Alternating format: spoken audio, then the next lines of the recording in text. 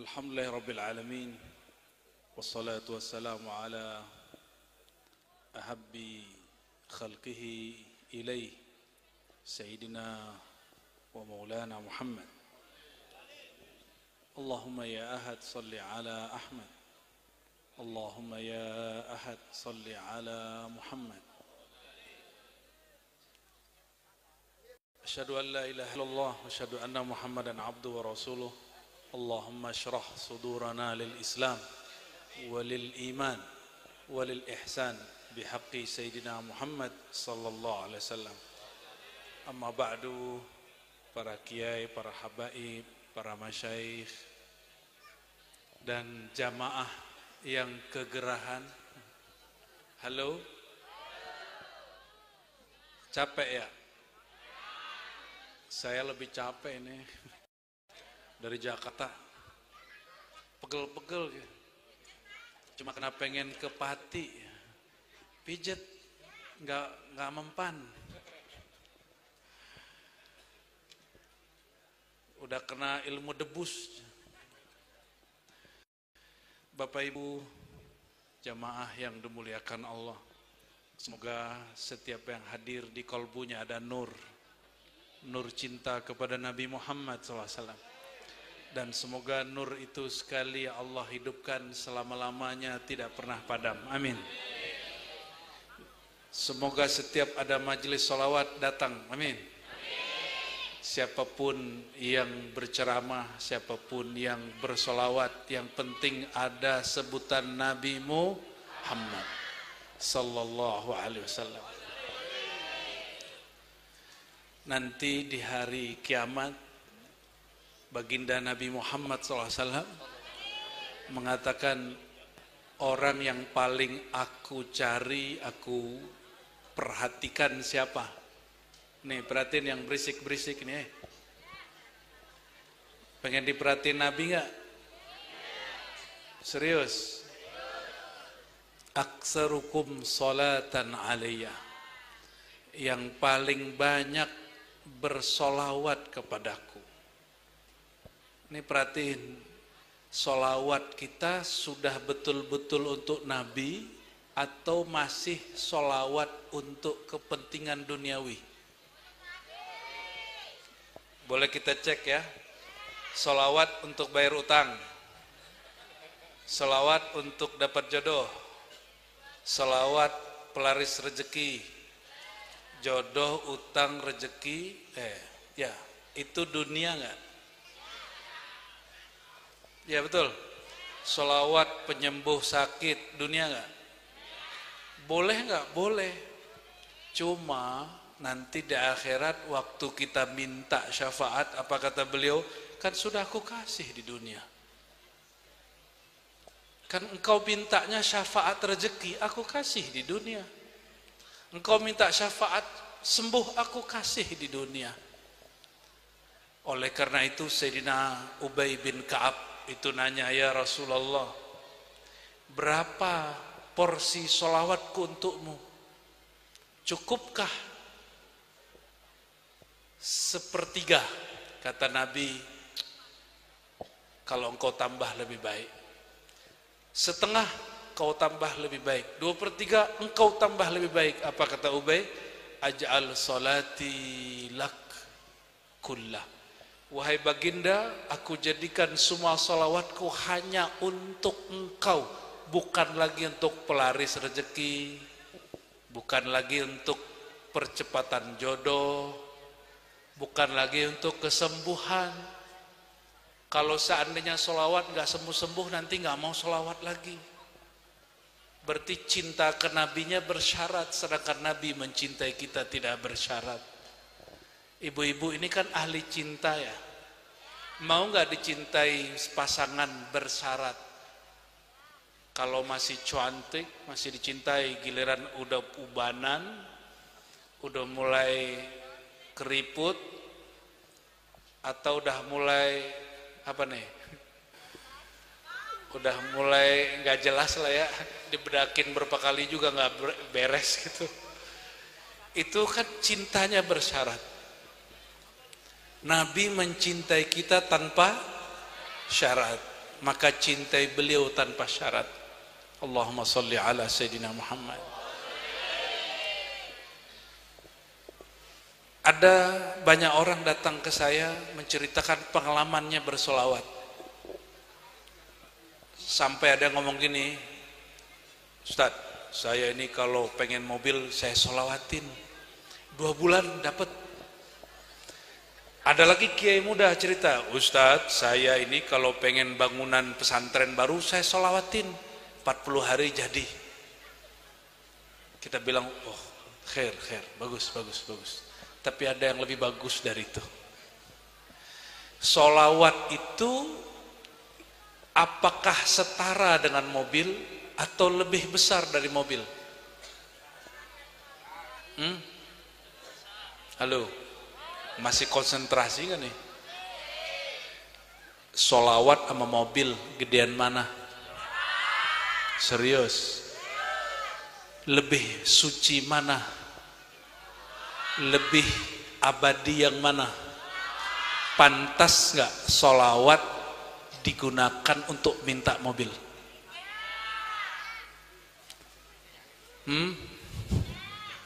Nggak pantas ya? Untuk bikin bangunan pantas nggak? Kecuali kiai ngomong gini, saya ingin jadikan pesantren untuk mengajarkan cinta kepada beliau, itu baru masuk. Kecuali yang punya mobil bilang, ya Rasulullah, dengan kemuliaan salawat kepada engkau mudahkan aku beli mobil biar pergi pengajian gak susah gitu. Itu baru boleh. Bisa bedain gak? Jadi menginginkan fasilitas bukan karena fasilitas itu, tapi karena niat-niat yang lebih mulia dari itu. Rasulullah itu miskin apa kaya?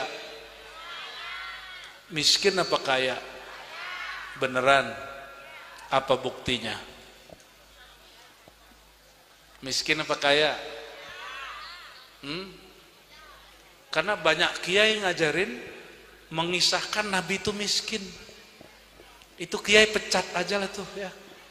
Nggak ngerti masa jadi kiai mempelajari Nabi miskin. Nggak bisa membedakan Nabi bergaya fakir tapi hidupnya tidak miskin.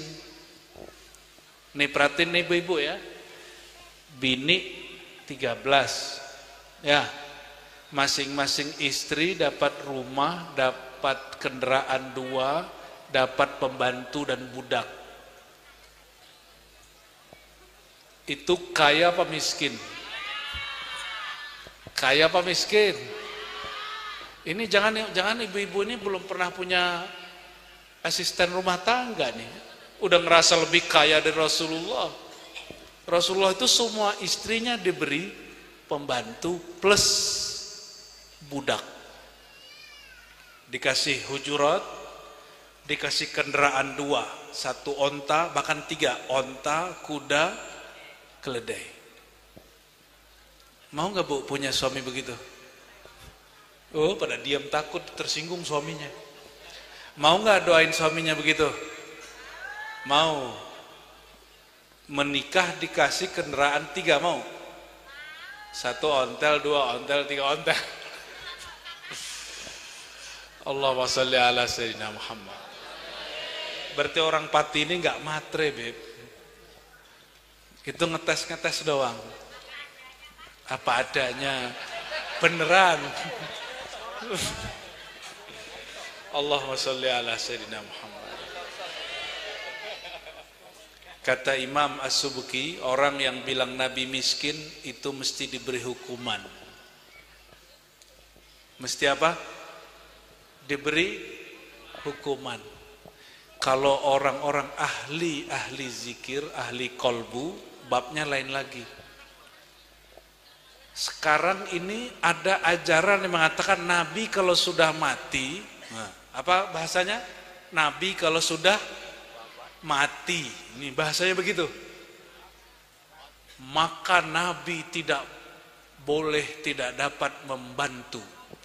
Ini kesalahannya 2. Perhatiin ya. Pertama mengatakan Nabi mati. Nabi udah mati. Hmm? Nabi udah mati. Yang mati itu jasad Muhammad bin Nabinya nggak mati.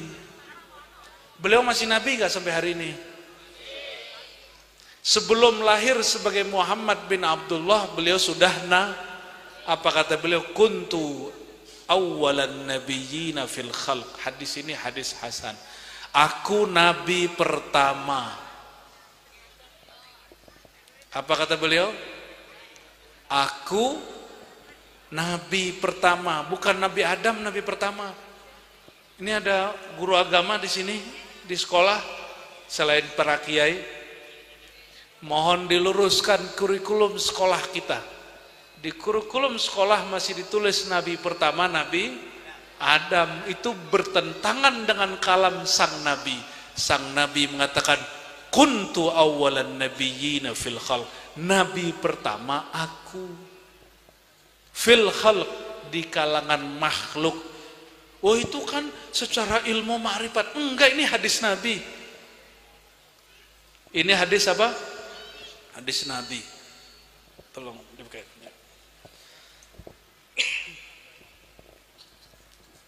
Apalagi kajian ma'rifat lebih jelas lagi. Ini hadis Nabi. Nabi Muhammad itu keturunan Nabi Adam, betul? Tapi Nabi Adam tercipta dari apa? Dari tanah. Tanahnya tercipta dari apa? Dari tanah. Saripati tanah. Loh, tanah dulu baru saripati. Saripati itu mas, ini makanan nih, nah, ini saripati tanah namanya. Ya, ini dari tumbuhan, jadi tepung. Tumbuhan itu tumbuh di langit apa di bumi? Di tanah apa di udara? Maka disebut saripati. Nah, tanah dicipta dari apa? Wah, gawat ini para kiai ini ya. Bismillahirrahmanirrahim. Tanah tercipta dari bumi. Bumi itu bahasa lama, artinya tanah.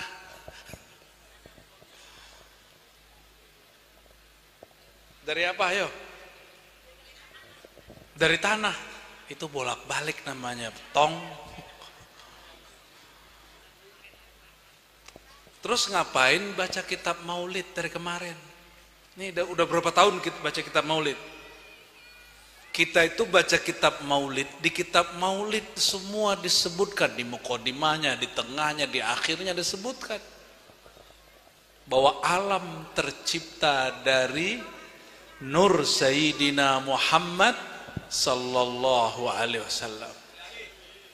Maka Imam Ghazali ya mengatakan al-alam khuliqa min nurihi. Alam tercipta dari nur Sayyidina Muhammad SAW. Tanah itu alam bukan? Air alam bukan?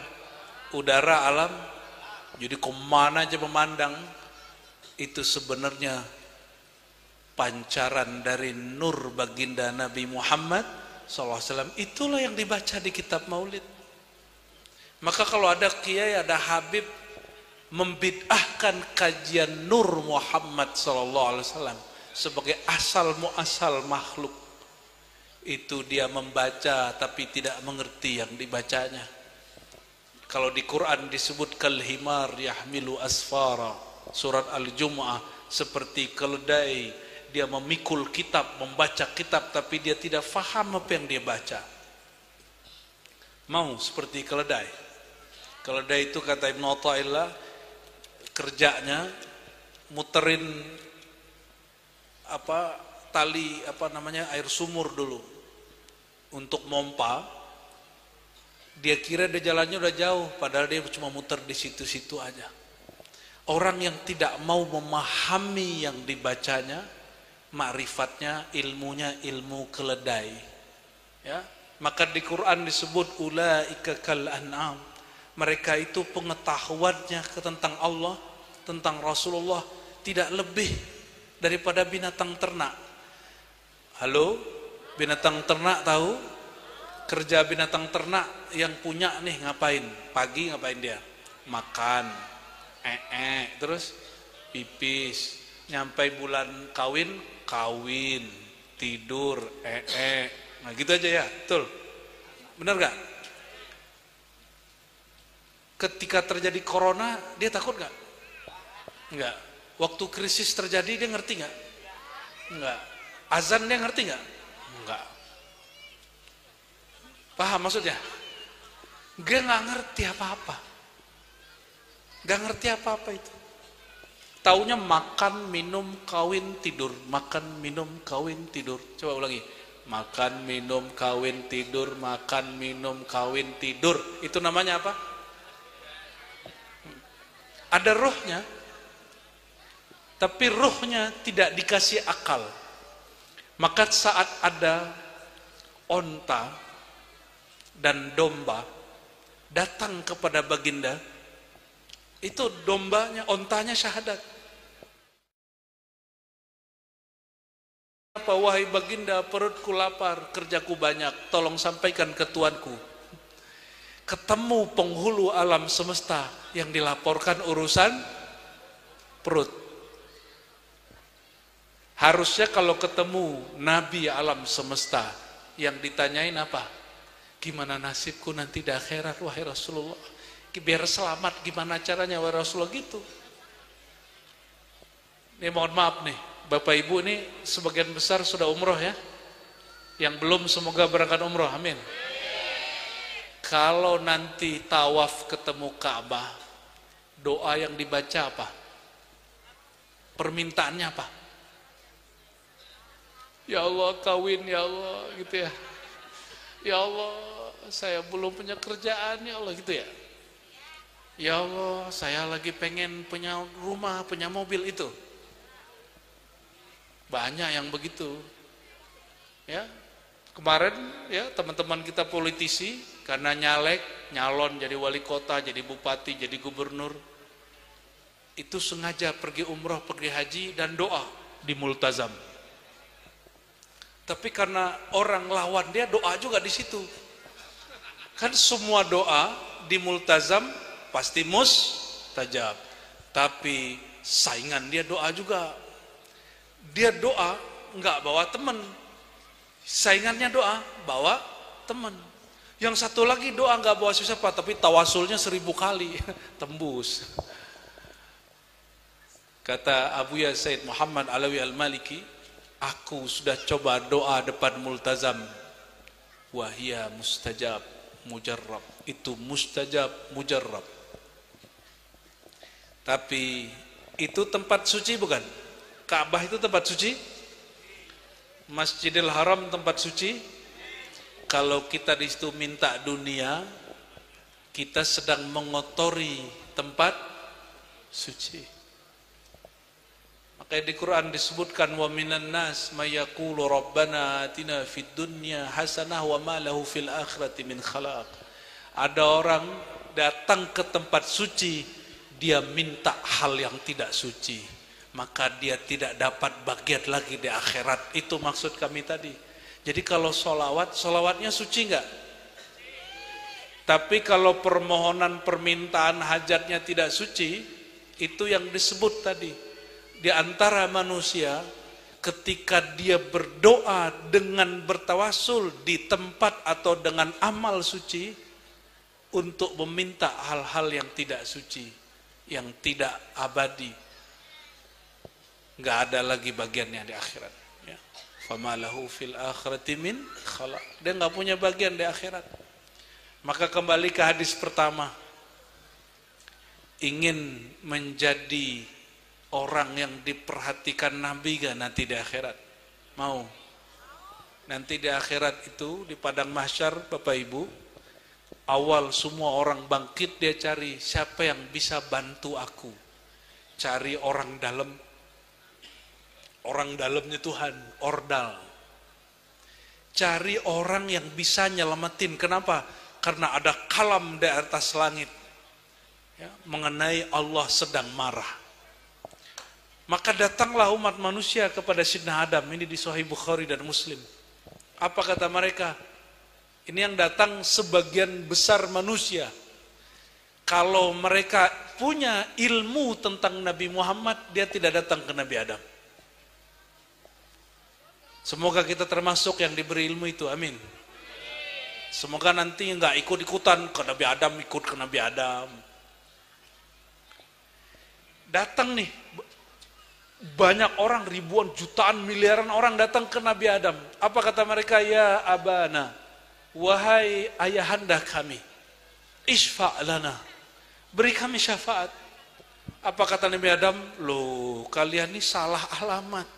Aku ini betul ayahanda pertama kalian, tapi asbab aku juga kalian terusir dari surga. Terus gimana? Salu Nuhan, mintalah Nuh, fa innahu awwal rasulin fil ard. Dia rasul pertama setelah aku di bumi. Maka itu miliaran orang datang ke Nabi Nuh. Kata Nabi Nuh, ya salah, wahai umat manusia, asbab aku, umatku mati semua kecuali yang naik kapal. Asbab aku marah, umatku tenggelam. Jadi ada nggak kiai di Pati kalau kesal sama muridnya mati aja kau, gitu ada nggak? Nah, itu kayaknya pewaris Nabi Nuh itu, bukan pewaris Nabi Muhammad. Ada nggak kiai kalau lagi kesel, ya udah aku doain kena longsor kalian gitu? Nggak begitu kalau mau jadi pewaris Nabi Muhammad SAW. Ya. Maka Nabi Nuh bilang, aku tidak pantas dimintai syafaat. Karena doaku aku jadikan untuk menghancurkan umatku sendiri. Jadi nabi-nabi ini punya kartu as. Kalau nama Allah dipakai dalam doa itu, langsung mustajab saat itu juga. Kata Nabi Nuh, salu Ibrahim, kalian mintalah syafaat kepada Nabi. Tapi di pojok bagian sana itu ada seorang nabi penuh cahaya mengatakan, ana laha. Syafaat itu bukan ke nabi-nabi yang kalian datangi, itu hakku. Tapi umat manusia ini gak percaya, itu kan Nabi Muhammad, Nabi akhir zaman. Kita yang tua-tua dulu. Cuma yang sudah dengar hadis ini malam ini dan tasdik percaya, dan diingat-ingat kisahnya sampai mati, ya, insya Allah nanti nggak ikut-ikutan membanyakan orang itu, insya Allah, amin. Ya, umat manusia ini banyak ikut-ikut. Apa kata orang? Ke Nabi Ibrahim, dicarilah Nabi Ibrahim, bapaknya Islam, Yahudi dan Nasrani. Ya, orang Islam turunan Nabi Ismail, Yahudi turunan Nabi Nabi Ishak, termasuk Nasrani. Di bawah ada ceramah juga ya. Halo, ini di bawah ada ceramah juga ya.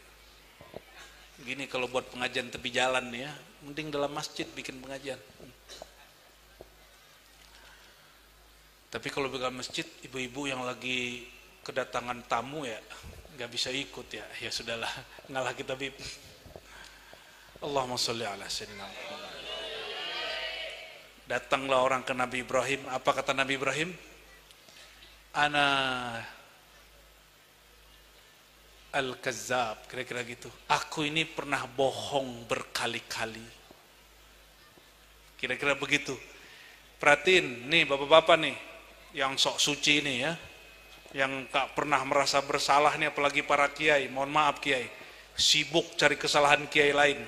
Nabi Ibrahim itu bohongnya bohong haram apa bohong dapat pahala? Pertama kata beliau, ketika disidang oleh Namrud yang tirani, yang zalim 400 tahun, tapi menyembah berhala.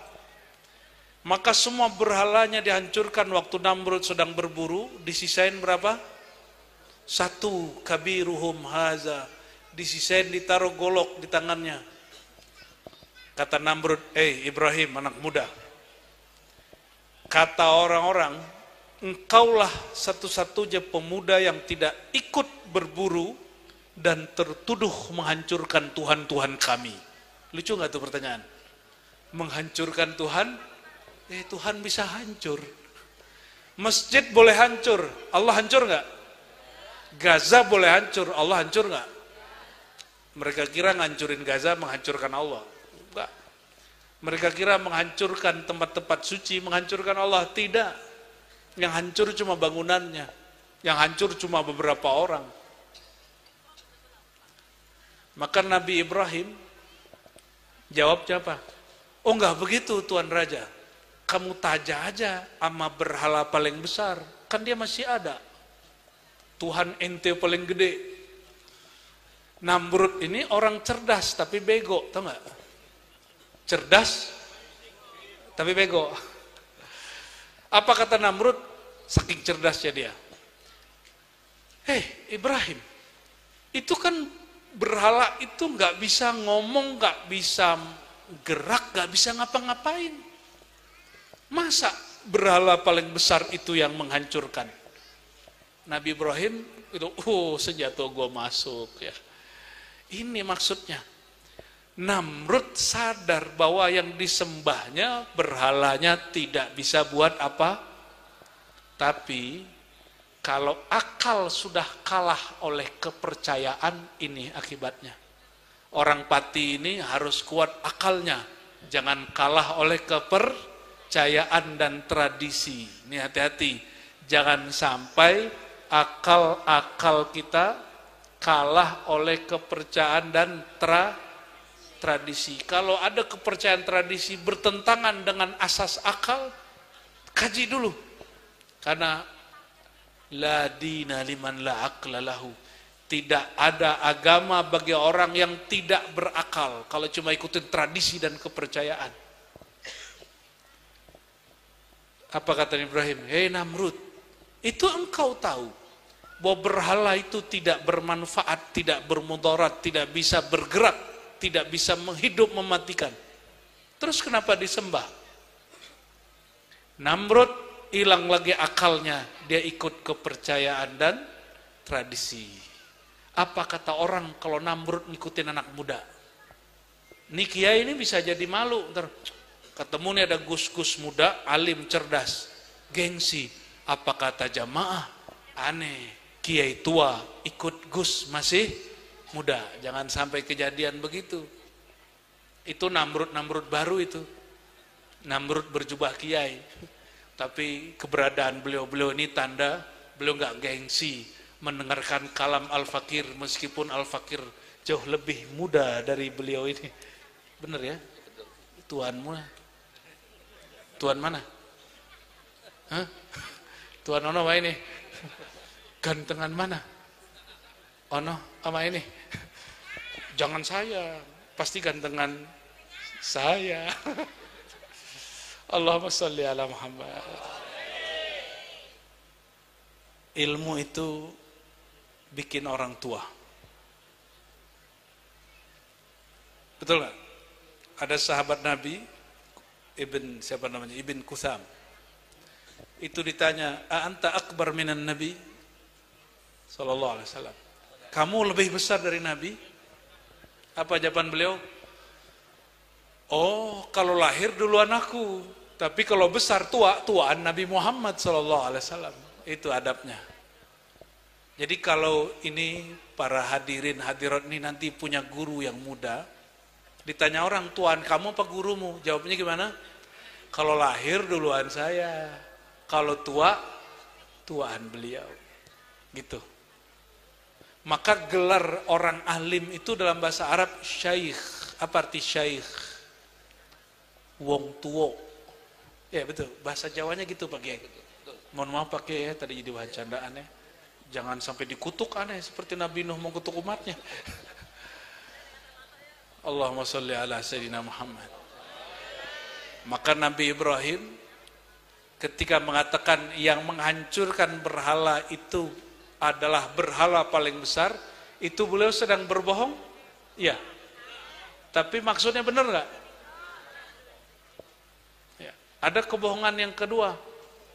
Kebohongan yang kedua, beliau lagi di Mesir. Di Mesir ini ada raja yang punya kecenderungan seksualnya ke bini orang atau janda. Bini orang. Jadi mesti statusnya istri orang lain. Beliau lagi bawa Sayyidah Sarah, Siti Sarah. Ditanya, Ibrahim, itu cewek ciwi-ciwi siapa? Ya, kalau cewek bahasa Jawanya apa pakai? Sama, gadis perawan. Gadis perawan. Kalau sudah istri orang? Apa itu? Bojo. Bojo, ya. Itu bahasa halus apa bahasa kasar? Bahasa Garwo. garwo. Iya, garwo. Apa? Gendruwo? Garwo. Garwo ya, oke. Itu garwonya siapa gitu ya? Apa? Garwonya sinten. Itu Fir'aun langsung kursus bahasa Jawa, Bib. Jadi dijawab oleh Nabi Ibrahim. Karena Nabi Ibrahim ini dapat wahyu. Si Fir'aun masa beliau ini punya kecenderungan seksual yang aneh. Kalau Namrud lain lagi sama Fir'aun yang masa Nabi Musa. Ada satu riwayat menyebutkan Namrud ini suka melakukan hubungan seksual dengan binatang, wallahu alam. Ada satu riwayat begitu. Tapi karena ini riwayat-riwayat Israiliyat, bisa jadi benar. Hari ini ada orang hubungan seksual dengan binatang. Jangan-jangan dia tanazul keturunannya Namrud ya. Nauzubillah summa nauzubillah. Sama Nabi Ibrahim, Fir'aun Mesir ini karena dia tahu ini orang punya kelainan seksual, maka dijawab, ini bukan, ini saudariku, masih gadis. Dialoglah mereka. Si Fir'aun cerdas dan dia kagum dengan kecerdasan Nabi Ibrahim. Pulang-pulang dikasih pembantu, mantan putri suatu negeri yang ditaklukkan dia, namanya Sayyidah Hajar atau Siti Hajar. Tapi kulitnya tidak seputih Sarah. Sarah itu perempuan yang paling mirip dengan Sayyidatuna Hawa. Cantiknya nggak ada apa-apanya dengan semua perempuan di Pati. Ya. Jadi yang di Pati ini perempuan itu cuma 0,0000 sekian dari Sarah. Serius loh ya. Serius. Apalagi bapak-bapak ini nggak jelas. Ya. Tapi laku ya. Kita ini wajah kita mau secakap apapun itu hanya sedikit sekali percikan dari keindahan wajah Nabi Muhammad sallallahu alaihi wasallam. Maka sebenarnya kalau rindu wajah yang indah, wajah yang tampan, yang cantik, sebenarnya dia merindukan wajah Nabi Muhammad SAW. Tapi nafsu masuk, angan-angan masuk, syaitan masuk, berubah orientasi jadi seksual, binatang. Nabi Muhammad kawin nggak? Kawin? Nabi Muhammad menggauli istrinya nggak? Tapi bukan sebagai binatang. Sebagai manusia insan kamil, manusia yang disempurnakan oleh Allah. Nabi mencium istrinya, menyentuh istrinya, memeluk istrinya, tapi bukan dengan nafsu kebinatangan. Paham? Makanya Nabi baca doa biar nggak ikut serta makhluk lain. Pak Kiai, istri masih ada? Masih ada. Ya. Habib? Baru. Mabruk, barakallah. Itu ahli hadrah ini jomblo. Jomblo. Selamat menderita. Cepat-cepat habisi penderitaanmu, bro. Salah satu, bukan, separuh nikmat dunia itu menikah. Tapi separuh sesaraan juga menikah. Tinggal jadiin yang mana toh? Sayyidina Muhammad SAW mengajarkan ya. Ini kalau mohon maaf, kita nyentuh khusus laki-laki, kita nyentuh istri kita, tapi ada yang ikut menyentuh dia, mau nggak? Hah? Cemburu nggak? Khusus laki-laki. Di saat kita menyentuh istri, ada yang ikut menyentuh, mau nggak? Orang yang menyentuh pasangannya tidak dengan nama Allah, itu syaitan ikut menyentuh. Makanya mas-mas ini nggak akan pernah puas. Nonton bokep lagi habis itu. Itu asbab apa? Asbab tidak nyebut nama Allah. Hati-hati. Ya. Hati-hati. Jangan mau naikin birahinya, terus nonton bokep dulu. Haram hukumnya. Gimana caranya? Ya bikin yang itu aja. Itu aja dipoles. Ngapain ngelihat yang nggak beres itu ya? Itu kan ulaika kal an'am. Mereka tuh seperti birahinya birahi binatang ternak, nggak menyebut nama Allah. Tadi binatang ternak ngapain aja? Makan, minum, kawin, tidur, makan, minum, kawin, dan semua yang mereka lakukan tidak menyebut nama Allah sama sekali. Ini perbedaan kita, ya. Baik, Sayyidina Ibrahim karena merasa pernah bohong. Bohongnya benar nggak? Bohongnya benar, tapi beliau merasa salah. Maka beliau mengatakan, Fa'tu Musa, datangilah Sayyidina Musa, ya. Marhaban, marhaban. Kita lanjut aja ya. Ya. Nabi Musa pernah nonjok orang mati, tapi nggak dikisos. Ngapain Nabi Musa? Nonjok orang mati, tapi tidak dikisos. Gimana hukumnya itu? Marhaban, marhaban. Allahumma shalli ala Muhammad. Barakallah. Fadal, fadal.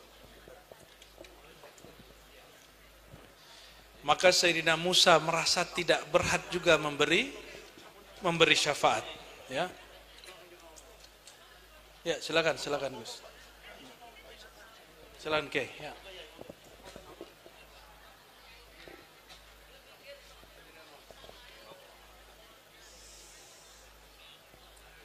Sudah, sini lagi matanya. Sini lagi matanya. Kalau enggak kita cukupkan. Dari Nabi Musa disuruh ke Nabi siapa? Nah, ada dua versi riwayat di Sahih Bukhari dan Muslim. Tapi riwayat yang kuat langsung ke Nabi Muhammad sallallahu alaihi wasallam. Di saat itu tambah keras suara Nabi mengatakan, ana laha, akulah yang berhak memberi syafaat.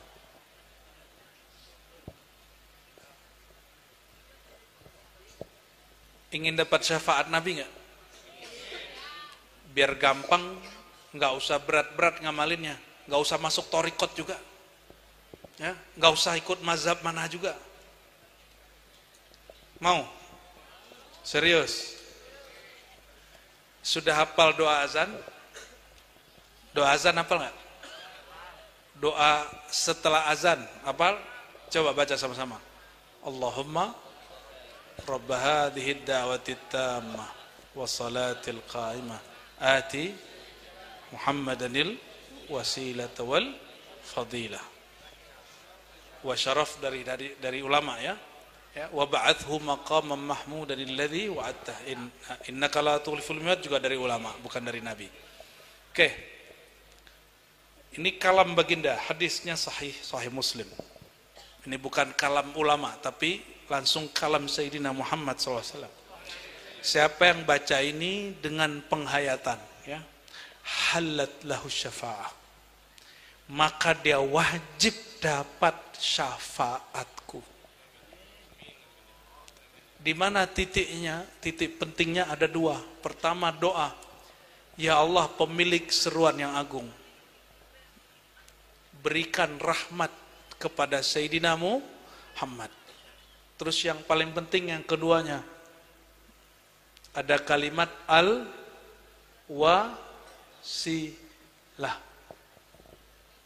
Gimana bahasa Arabnya, gimana tadi? Ati Sayyidina Muhammadanil wasilata wal fadilah. Berikanlah sang Nabi wasilah. Apa kata beliau? Nih hadis Imam Muslim gabungan dengan Tirmizi dan Ahmad. Al-wasilah a'la manazil fil jannah. Wasilah itu salah satu tempat tertinggi di surga. Surga tempat tertingginya itu langsung di bawah arasnya Allah. Itu tempat paling cepat kalau berdoa. Lalu beliau ada tawadu. Apa arti tawadu? Tawadu'a, meletakkan kesombongannya dan mengatakan arju an akuna ana huwa. Aku berharap itulah aku.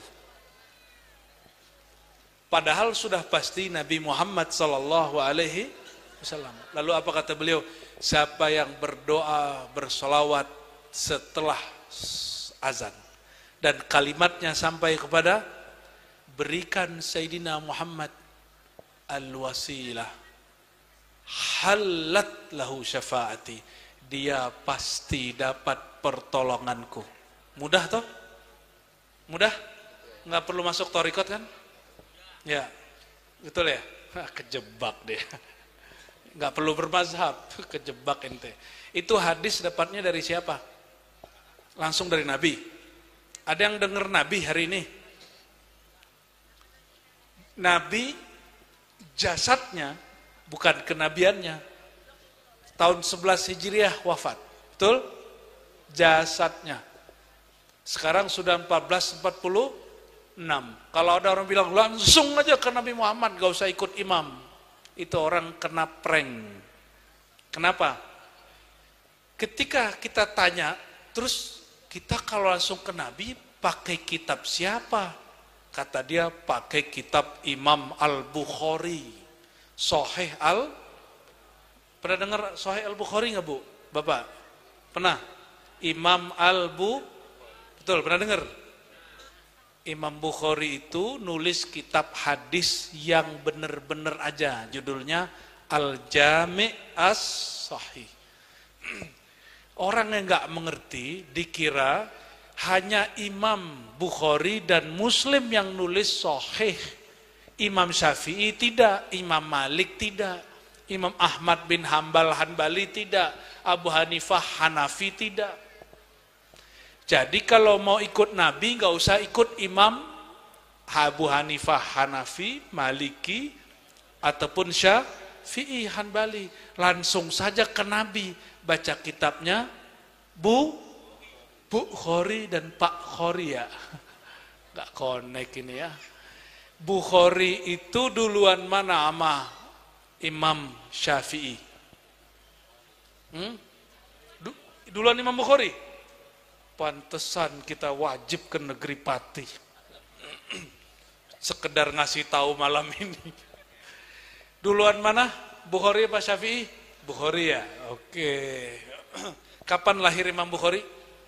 Nggak ada di KTP, nggak ada. Di Dukcapil nggak ada. Nggak terdaftar. Karena beliau lahir belum ada negara ini, belum ada negara Uzbek.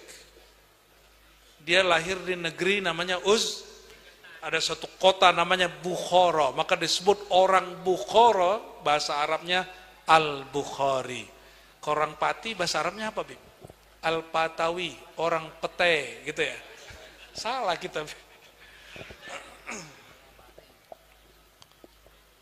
Imam Bukhari itu lahir tahun 194. Perhatiin, tahun berapa? Imam Syafi'i lahir tahun 150. Tuan mana? Imam Syafi'i wafat 204. Ulangi. 200. Imam siapa? Imam Bukhari wafat 256. Lebih muda siapa? Jumpa enggak? Imam Syafi'i wafat umurnya baru 10 tahun. Imam Syafi'i wafat di Mesir, dia lahir di Uzbek, Rusia. Ketemu enggak? Enggak ketemu. Jadi duluan siapa, Pak? Syafi'i apa Bukhari? Jadi kalau mau deket-deketan ke Nabi, deketan siapa? Bukhari apa Syafi'i?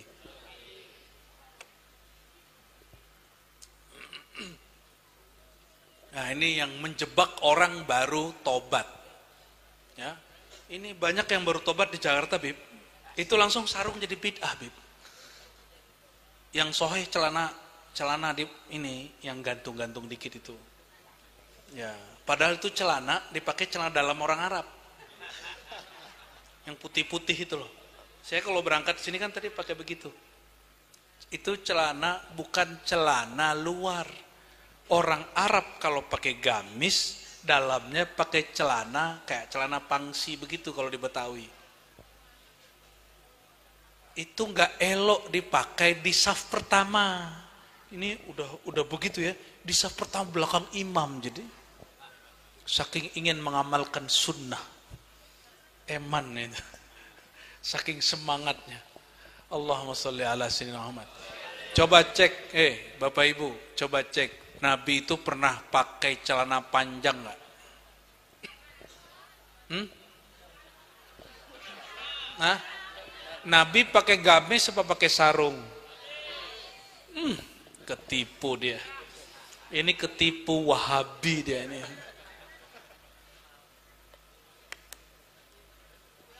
Nabi itu bukan orang Saudi. Saudi waktu Nabi ada belum ada. Saudi itu baru berdiri 1933 kalau versi saya, ya. Karena mereka baru menguasai Mekah Madinah 1933. Tapi Turki Utsmani runtuh 1924. Ini 2024 sudah 100 tahun. Jadi umat Islam sudah kosong kekhalifahan 100 tahun. Dan negara yang pertama membelot salah satunya Saudi. Tapi ada hikmahnya, ya, ada hikmahnya. Waktu Nabi Muhammad hidup belum ada negara apa? Arab Saudi. Dan Nabi budayanya pakai sarung. Cuma nggak pakai jas ini kiai, ini bid'ah ini. Apalagi dalamnya batik.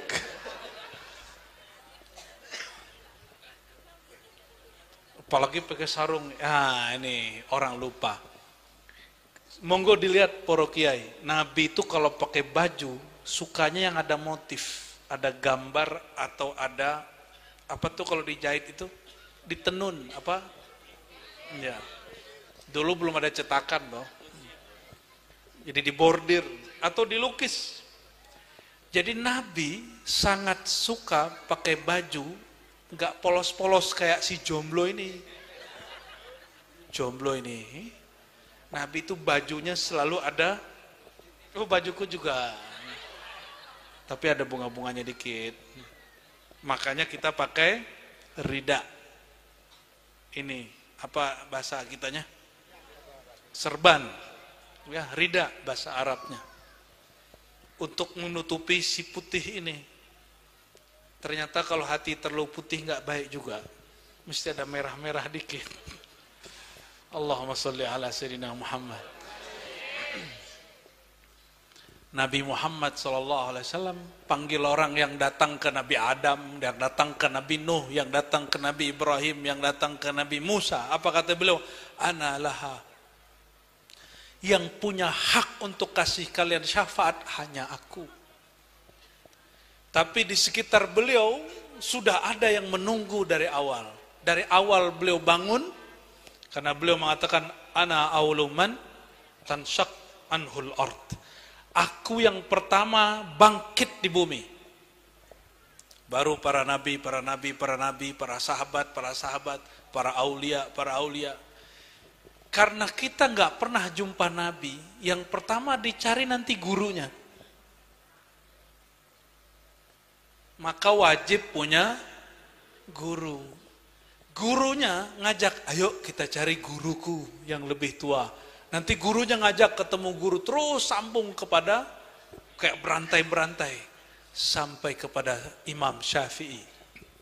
Imam Syafi'i bilang, ayo kita ketemu guruku Malik. Kata Imam Malik, ayo ketemu guruku Nafi'. Kata Nafi', ayo ketemu guruku, sahabat Rasulullah, Abdullah bin Umar, Sayyidina Ali, Sayyidina Abu Hurairah, dan semua sahabat-sahabat yang lain. Itu disebut silsilah atau sanad. Silsilah itu jalin menjalin seperti rantai. Yang terjalin itu kolbunya, ruhnya. Kalau orang menjalin persahabatannya hanya berdasarkan organisasi, NU Muhammadiyah sudah beda organisasi, betul nggak? Tapi kolbu kita, Aswaja Nahdiyin ini tidak boleh putus dari Muhammadiyah. Kenapa? Karena sama-sama bersyahadat. Asyhadu an la ilaha. Jangan cuma karena organisasi, itu berhala. Partai, ini banyak orang persaudaraannya berdasarkan ada yang berdasarkan paham. Ini lagi masih rame sekarang ya, pro Habib anti Habib ya. Kalau persaudaraannya berdasarkan cinta satu sosok, satu nasab, ketika fahamnya lain, cintanya hilang. Sama murid mengikuti guru, ada yang shadiq, ada yang kazib. Yang shadiq itu murid yang sungguh-sungguh jujur, dia tukar faham dia ikuti paham gurunya. Itu disebut murid yang shadiq, santri yang benar. Ada santri yang nggak benar. Santri yang nggak benar gimana? Ikut gurunya karena ada paham yang sama. Itu murid belum shadiq, itu cangkirnya belum dikosongkan. Dia datang ke gurunya, cangkirnya penuh. Kebetulan isinya sama. Nanti kalau gurunya bawa cangkir baru, isi baru, kata dia, saya berlepas diri dari sang guru. Ada santri ngomong begitu? Ada. Ada yang ngomong begitu. Kenapa? Dia tidak sedang mengikuti ilmu pengetahuan. Dia mengikuti nafsunya, pahamnya. Maka hati-hati, senang kajian tertentu karena leluhur kita senang kajian itu. Ya, oh Ustadz, Kiai, Gus, saya senang kajian sampean jenengan. Kenapa? Dulu bapak saya ngajarin hal yang sama. Oh berarti ikut Kiai itu bukan karena ilmu, tapi karena sama dengan ajaran orang tua, bukan karena mencari sendiri. Itu orang ini nunggu diuji aja. Diuji sedikit terjadi perbedaan antara ajaran ayahnya dan gurunya, nanti dia akan tinggalkan gurunya. Itu sudah banyak terjadi. Mau di pesantren, mau di tarekat, mau di mazhab, mau di hadis, mau di mana aja banyak. Ini bagian terakhir yang mau saya sampaikan ya, karena ada dua penceramah malam ini dan kami pun mau jalan langsung ke Kelasem, insyaallah. Nanti ada sekelompok orang, kata Nabi, di saat semua orang lagi cari syafaat, itu ada sekelompok dijemput dengan kendaraan yang tercipta dari cahaya dan mereka bergerak secepat kilat sampai di depan pintu surga. Lalu orang-orang di padang mahsyar bertanya, siapa itu ya Allah? Kata Nabi Muhammad SAW, walaisu bi anbiya wala syuhada. Mereka bukan nabi, bukan orang yang gugur di medan juang. Maka mereka bertanya ini, manhum ya Rasulullah? Siapakah mereka ya Rasulullah? Kata Nabi, itu juga yang ditanyakan orang di padang mahsyar. Siapakah mereka ya Allah? Semoga yang menyimak bagian dari mereka. Kalau enggak bagian dari mereka dapat syafaat mereka yang seperti cahaya itu, amin. Kata Nabi, hum al-mutahabbuna fillah. Mereka adalah orang yang berkumpul, berpisah, bergerak, berjuang, pengajian, apapun yang mereka lakukan, perkumpulannya, pengajiannya, fillah, karena lebur dalam mencintai Allah. Sudah lebur semua organisasi, semua tarekat, semua paham, semua mazhab fillah, dalam mencintai Allah. Kalau si Anu ngaji beda paham, nggak mau datang, berarti bukan fillah. Maka Imam Ahlus Sunnah Abul Hasan Asy'ari sebelum wafat beliau ini tobat. Ini tobat, bukan tobat dari maksiat, tobat dari merasa su'ul adab. Beliau ini nulis lebih dari 100 kitab, separohnya judulnya Ar-Raddu Ala, kritik terhadap kelompok fulan, kelompok fulan, kelompok fulan. Apa kata beliau? Aku bersaksi, anni la ukaffiru ahadan min ahlil kiblah. Aku tidak lagi mengkafirkan siapapun yang masih bersyahadat berkiblat kepada kiblat Nabi Muhammad sallallahu alaihi wasallam. Saya mau tanya nih, Wahabi kiblatnya kemana? Wahabi sama nggak? Jemaah tabligh sama nggak? Sama? Tarekat Sufi sama nggak? Sama? LDII sama nggak? Maaf Kiai ya, ini babnya bab cinta. Kalau kita ngaji paham, kita pasti beda sama mereka. Ini bab cinta. Kalau paham, kita bahas di bahsul masail. Jangan di bab dakwah. Kalau di pengajian terbuka, hindari bagian-bagian yang itu. Fa'aslihu baina akhawaikum. Orang beriman yang bersyahadat itu, mereka bersaudara. Islah antara mereka. Ini bab beda faham sedikit, sudah mulai bentrok ya. Cuma beda torikot, sudah bentrok. Udah sesama aswaja, cuma masalah nasab, sekarang benci-bencian. Padahal Nabi mengatakan ta'allamul ansab, ta'allamu ansabakum, pelajari nasab kamu, tasilu arhamukum, supaya kasih sayang kalian bertambah. Harusnya goal orang ngaji nasab apa? Persaudaraannya nambah. Kita doakan yang ngaji nasab baik pro dan kontra, nanti mereka diberikan data-data secara fisik, secara rohani, ternyata mereka saudara. Nanti mereka peluk-pelukan lagi, amin. Ya Rabbal Alamin. Maka semoga semua menemukan cintanya hanya karena Allah. Ya, tapi jangan sembarangan mengatakan ana uhibbuka fillah. Aku cinta engkau karena Allah. Kenapa? Kata Imam Sya'rani, siapa yang berani mengatakan cinta karena Allah, milikmu, milikku. Berani? Hah? Nanti kalau kita minta motor dia berani nggak? Hatta kini kepada sahabat, saking cintanya karena Allah, bininya 4, dia bilang, aku cerain 1 kasih ke kamu. Ada yang berani gitu? Oh, nangis Bombay 40 tahun. Nggak ada yang berani begitu. Itu al-mutahabbuna fillah. Orang yang cintanya karena Allah.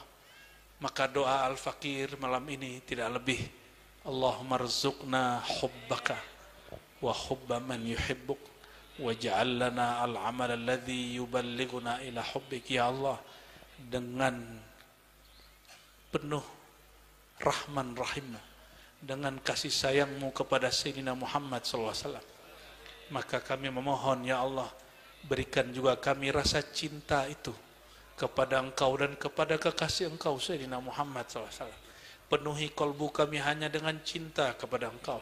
Dan mohon ya Allah, kami sulit mengeluarkan cinta dunia dari kolbu kami. Mohon malam ini dengan hak, dengan tuah, dengan jah Sayyidina Muhammad SAW, akhrij hubbad dunya min qulubina. Keluarkan cinta dunia ya Allah dari kolbu kami, dari pikiran kami, dari nafsu kami. Amin ya Rabbal Alamin. Waj'al lana al-amal ladzi yuballighuna ila hubbik.